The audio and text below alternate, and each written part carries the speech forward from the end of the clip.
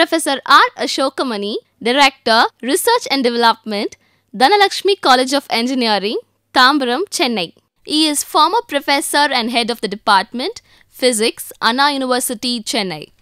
He is presently guiding 3 research scholars. He has more than 44 years of UG and PG teaching experience and 33 years of research experience. 14 research scholars have obtained doctorate under his guidance in the area of material science and solid-state physics. He has more than 150 research publications to his credit, of which 90 are in international journals. He has authored a book on solid-state physics, which is an international publication. He has participated in several international conferences, both in India as well as in foreign countries such as USA, UK, France, Germany, Italy, and Yugoslavia. He has been a guest scientist at ICTP, Italy, several times. He is a fellow and treasurer of Tamil Nadu Academy of Sciences. Welcome to the UGC lecture series on applied electronics. We have been going through a set of lectures on crystal structures and properties of materials for the electronic students. Now, in this lecture, in continuation to what we have been discussing on the symmetry and physical properties, I will be continuing with the same thing. The contents of this lecture are symmetry and physical properties, especially I will be talking about piezoelectricity as the best example, problems, Miller indices and its significance, Miller indices of certain crystallographic planes. I mentioned to you in the previous lecture, if you take a piezoelectric crystal in the uncompressed state, when it is left to itself, right, in the normal state, the charge centroids of the ions that you have got here, that is the positive ions, as well as the charge centroids of the negative ions, the two charge centroids coincide, as a result of which the crystal will be neutral, it is not polarized. What Pierre Curie observed was, when you apply stress to a crystal, suppose you assume this to be the crystal, when you apply pressure on both faces, then the crystal acquires some kind of polarization, or a field is produced along the two faces, or a voltage is developed, right. You have to understand as to how the voltage is developed. Now, you look at this picture corresponding to the sigma that you have got. What is sigma? Sigma is the stress applied. When you apply a stress to the crystal, right, you look at the hexagon that you have got here. Now, you compare this hexagon with this hexagon. What do you observe now? This white atom or the ion has moved in, right. What is this white? The positive ions have moved in, and negative ion has also moved. So, the unit cell, unlike what it was earlier, the unit cell has been somewhat distorted. You had a nice hexagon, that symmetry has been broken to the certain extent. What I would like to convey to you, the charge centroids do not coincide any longer. You see here a dot here, this dot with plus q here, the positive charge center that you have got here, the center of this triangle which connects the atoms 1, 6 and 3, the charge centroid is here, whereas the center of gravity like charge centroid of the negative ions you have got here. The important point is the charge centroids were coinciding earlier in this picture, when the material was not subjected to any pressure. Now, on the other hand, when you apply some pressure, the ions move, obviously the ions should move in the unit cell, the ions move, as a result of which the charge centroids are separated by a distance d, giving rise to, how do you visualize this situation? You got a charge here, another charge here, separated by a distance d. Because of that, the dipole moment mu will be equal to the charge times the displacement. So, the separation of charge centroids under stress, it gives rise to an electrical dipole moment. Now, the crystal is polarized, the positively charged, the negatively charged, then there will be a voltage developed, right. That is what is happening here in a piezoelectric crystal. So, the unit cell acquires an electric moment and hence the crystal as a whole is polarized. It will be understood that the crystal lacks inversion center. The most important point I would like to stress, the crystal lacks inversion center. It is a non-centrosymmetric crystal. What do you understand by this? Now, you see, as I told you in the earlier lecture, for a ion here whose coordinates are x, y and z, there should be a similar ion at minus x, minus y, minus z, that is at this point. Now, that is not there. You have got a ion here, a negative ion here, right. This dark circle refers to a negative ion, that is here. Here this region you do not have a negative ion, you have got a positive ion. That is the reason why I am telling that this crystal lacks inversion center. The most important point to be understood is, if a crystal were to be piezoelectric, it should be non-centrosymmetric. Now, this crystal acquires a dipole moment because of the fact that you do not have similar ions. For every ion you have at x, y, z, you should have had an ion at minus x, minus y, minus z, if the inversion center should be present. Because you have got a ion here, a different ion here, the inversion center is absent or it is a non-centrosymmetric crystal. Because it is non-centrosymmetric, that is the reason why the charge centroids are separated, thereby the crystal acquires a dipole moment. The unit cell of every crystal will acquire a dipole moment. The crystal as a whole acquires a dipole moment. Hence, a crystal were to be piezoelectric, the unit cell should be non-centrosymmetric. Conversely, as I told you in the earlier lecture, if an alternating voltage is applied between the two faces of a quartz crystal, it will begin to vibrate. When you apply pressure, the two faces come nearer to each other. When you release the pressure, they will go apart, they will go back to the equilibrium positions. Now, during this compression, a voltage is developed, right, as I told you in the previous lecture. Now, on the contrary, you apply a alternating voltage, what you observe is the so called inverse piezoelectric effect. Again, the significant point which I would like to stress is, we are not interested in the piezoelectric effect as it is, we are interested in the inverse piezoelectric effect, right. The inverse piezoelectric effect alone gives rise to the ultrasonic waves, using which you make use of sonar or biomedical devices to detect gallbladder stones, or even to see the sex of the baby. In a period of 3 months, the sex of the baby can be determined by using ultrasound. So, the production of ultrasonics is a very powerful technique which can be used to detect the defects in automobiles, in railways, in aircrafts, not only in the area of material science, but also in biological systems also.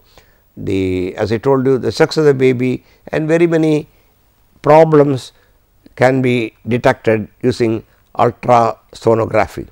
It is important to note that the centrosymmetric crystals cannot exhibit piezoelectricity. Only non-centrosymmetric crystals will exhibit piezoelectricity. So, this is a very important point. Gallium arsenide, a 3,5 compound, is also based on diamond structure, but the two basis atoms are different. One is gallium, the other is arsenic. The diamond lattice has the center of inversion, whereas zinc blende does not have it. The important point is the absence of the symmetry element, inversion center, in crystals like gallium arsenide alone will exhibit non-linear optical properties, and hence is of great importance. So, apart from barium titanate or other crystals which are non-centrosymmetric, which exhibit piezoelectricity. In addition to piezoelectricity, I am now talking about a semiconducting system like gallium arsenide, that also lacks inversion center. Because of the fact that it lacks inversion center, the absence of inversion center, right, that is the reason why it is very much used in non-linear optical devices, right. It is of great importance. And again, every symmetry element can be represented by a matrix. Now, all the symmetry properties can be mathematically represented. There is a big area called group theory, right, wherein you have very many theorems and so on. And so, essentially what I would like to tell you is every symmetry operation can be given a matrix representation. Now, it is a child's play. At a young age, one can tell which matrix will take x, y, z to minus x minus y minus z. It is a unit matrix obviously, right. Supposing x, y, z ought to be taken to minus x minus y minus z, then in such a case along the diagonal elements you will be having minus 1 minus 1 minus 1, which will take your x, y, z to minus x minus y minus z. So, for inversion to take place, you have to have an operator at the unit matrix, where the diagonal elements all will be minus 1 minus 1 minus 1. Okay. If one asks the question, what is the matrix which represents inversion center, which by which x, y, z can be taken to minus x minus y minus, that is the inversion, right. Inversion operation to be continued, then in such a case that can be done by a unit matrix, wherein the diagonal elements will not be 1 1 1, but minus 1 minus 1 minus 1. Okay. I have been stressing about non-centrosymmetric crystals, that alone can be piezoelectric. It does not mean all non-centrosymmetric crystals should be piezoelectric. On the other hand, if piezoelectricity is to be observed, the crystal should necessarily be non-centrosymmetric, but the converse is not true. Okay. That is important again. Then we go to some of the problems in basic crystal structure, wherein we all know density is equal to mass by volume. Mass is the number of atoms per unit cell multiply mass of each atom. Mass of each atom will be atomic weight divided by Avogadro's number. Now, this is a fundamental expression, right. The theoretical density rho is given by an expression of this kind, where you got n into A in the numerator and V c into N A in the denominator, where what is n? N is the number of atoms per unit cell, A is the atomic weight given in terms of grams per mole, and in the denominator we have got V c, that is the volume of cell, right. A centimeter cube per unit cell will be the dimension for the V c. N A is the Avogadro's number, whose value is well known, 6.023 into 10 to the power of 23 atoms per mole. This is the expression which is to be used to determine the density of any crystal, right. So, when you are talking about crystal structures, how will you determine the density? For that, these are the things which are to be known. So, the simple expression is N A by V C into N A. Okay.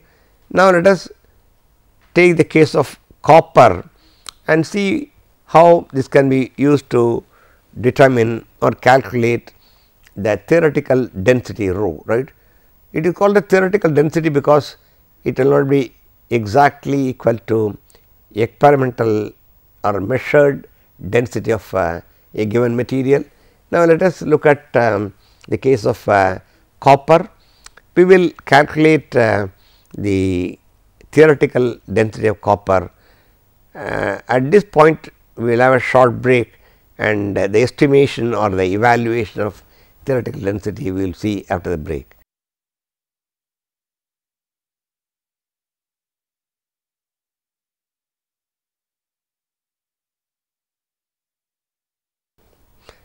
Welcome back after the break. Now, let us continue with what we have been talking about, namely the estimation of theoretical density of any given crystal. It is given by a formula of this kind. The theoretical density is given in terms of the product of the number of atoms per unit cell multiplied by atomic weight divided by the volume cell multiplied by the Avogadro number. That is the same thing I have got here, right. Now, let us take the case of copper. This is a general formula obviously. Now, the data are given William Callister's book. The crystal structure, if FCC, the number of atoms per unit cell, obviously for a FCC structure, you know, you got 8 atoms at the 8 corners contributing to 8 into 1 by 8. Then there are atoms at the face centers, 6 faces, 6 into half, that is 8 into 1 by 8 plus 6 into half, that makes 4. So, the number of atoms per unit cell will be 4, obviously that is known by now, you will be very well aware of it. Then the atomic weight is 63.55 grams per mole.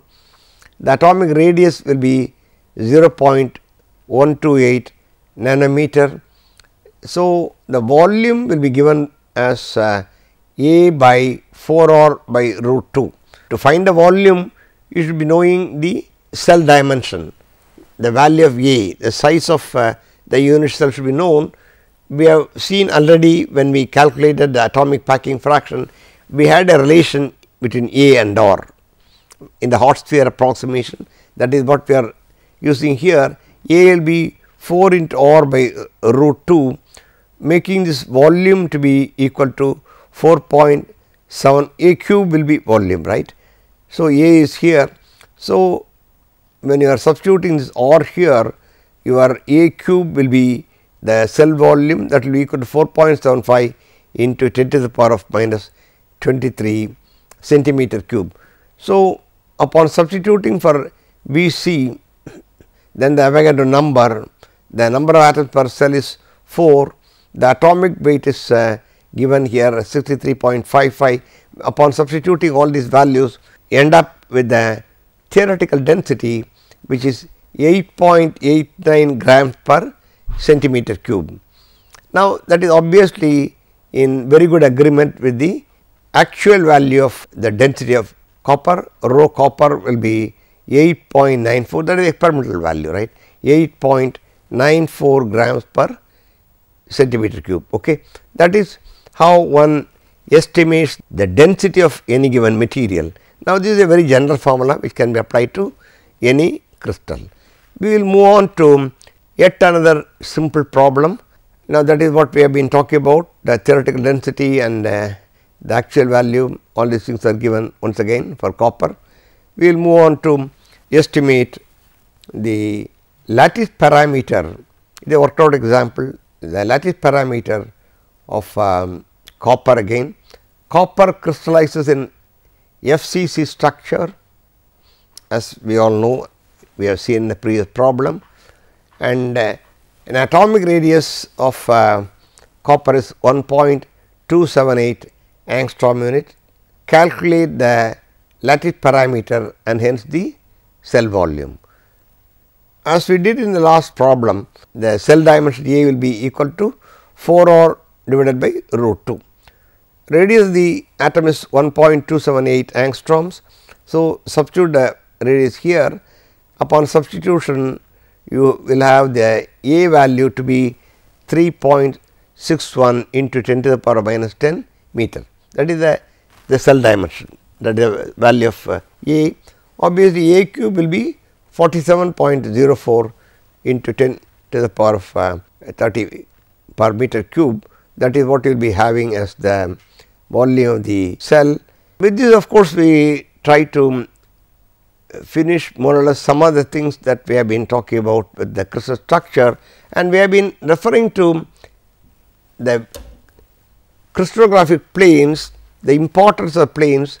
I told you about plane of polarization that comes in optics, then the plane in which the mechanical deformation will easily occur. When you talk of mechanical deformation or elongation of material, right, when you apply have a wire or a metal or alloy in the form of a rod or whatever shape, when you apply stress, there will be elongation or the material is getting deformed.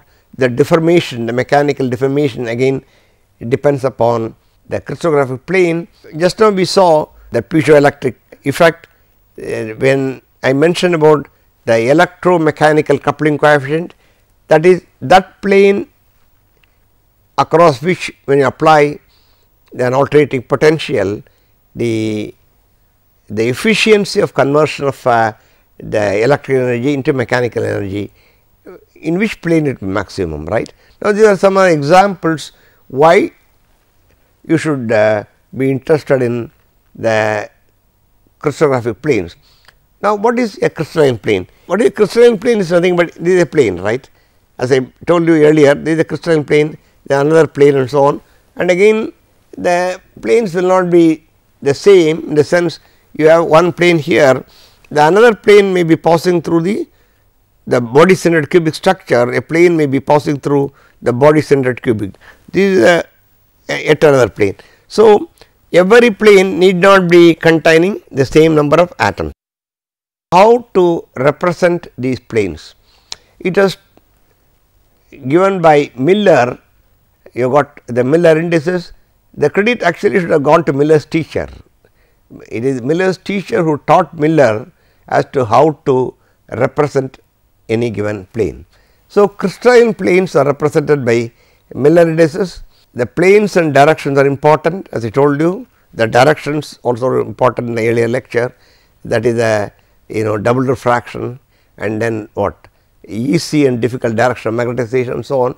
Various anisotropic properties can be applied on the basis of the atoms in the different planes. Now, depending upon the number of atoms, the mechanical deformation occurs in different materials. It is a mechanical property, right. From the mechanical property point of view, the deformation occurs along those planes which are closely packed. That means, when you have more number of atoms in a plane, or we talk of planar density. When you are talking about a particular line, how many atoms are there, it is called a linear density. We talked about density of copper and so on, it is a volume density. Then you can talk of atoms in a plane. As I told you, if you have got atoms here, there are 4 atoms in this plane. On the other hand, if you have got a plane which is passing through this and this, then there will be 5 atoms. Therefore, the planar density is different, right. The number of atoms that you have got in a plane, in different planes will be different. The planar density, what I would like to tell you is, if the density, the planar density is large, then the crystal will deform, right. The mechanical deformation will be easier along that plane which has got higher planar density. So, very many properties depend upon crystalline planes. That is the reason why we study Miller indices. Piezoelectricity is one problem, the electromechanical coupling coefficient I am talking about. Then it depends upon the plane across which alternating voltage is applied. Mechanical deformation takes place along those planes which contain more number of atoms, that is slip plane. I told you about plane of polarization optics. This is how one obtains Miller indices. Look at this plane, right. You have got a crystal here. This is a plane I am talking about. As to how to represent this plane. Now, what happens to the plane? Now, you have a plane which makes an intersection at 2 times A, right, and the Miller indices are defined by taking the intercepts of the plane with the cell vectors. The intersection occurs at 2 times A and 3 times B. They are the 3 mutually perpendicular directions A, B, C, and 2 times C. So, the intersection takes place at 2A, 3B and 2C. So, the intercepts are, you forget about A, B, C, then you write 2, 3, 2. We take the inverse of it 1 by 2, 1 by 3 and 1 by 2, then you take a LCM. The Miller indices are the lowest set of integers which are the same ratio as the inverses. So, that makes you have to have 3 into 2 6, 6 divided by 2 will be 3, 6 divided by 3 will be 2 and again 6 divided by 2 will be 3. So, 3, 2, 3 is the Miller indices of this plane, right. We will have a few more examples, right. So, before going further, let me tell you the steps, the procedure adopted to determine the Miller indices. Determine the intercepts made by the plane under consideration on the 3 coordinate axes. The 3 coordinate axes are A, B, C, you have got A here, B here and C. On the 3 coordinate axes, mark these intercepts as P, Q, R, convert these values P, Q, R into fractional intercepts by dividing with their axial lengths, that is P by A, Q by B, R by C, where A, B, C are the axial lengths of the unit cells. Find the reciprocal of the fractional intercepts, that is A by P, B by Q and C by R. Convert these reciprocals into smallest set of integers. Name these values as HKL. In general, without any comma, you write HKL. HKL refers to the Miller indices. This notation HKL represents the Miller indices of the plane under consideration. Okay. Then you have a plane here. Now, what do you observe?